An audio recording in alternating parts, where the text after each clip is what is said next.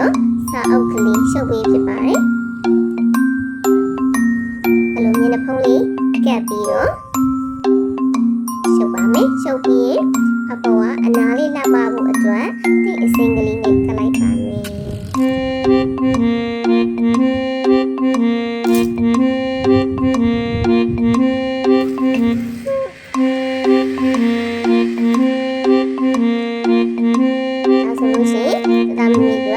အိမ်မှာအကျမ်းမဲတွတ်တွတ်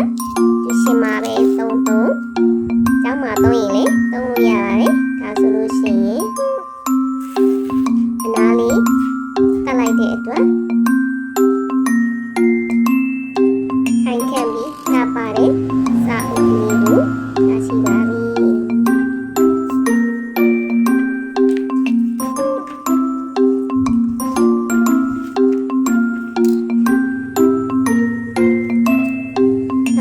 ထွက်နေတယ်အစုံလေးတွေကိုအနားလေးကိုညှက်လိုက်ပါမယ်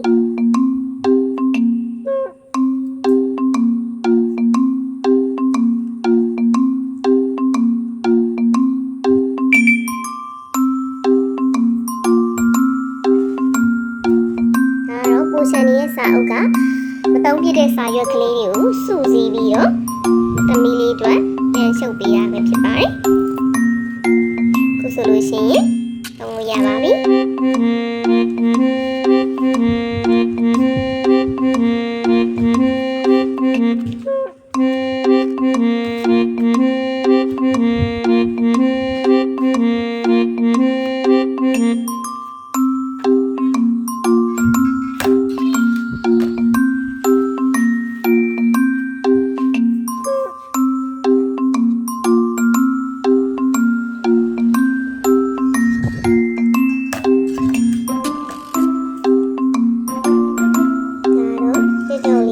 ဆိုရင်လည်း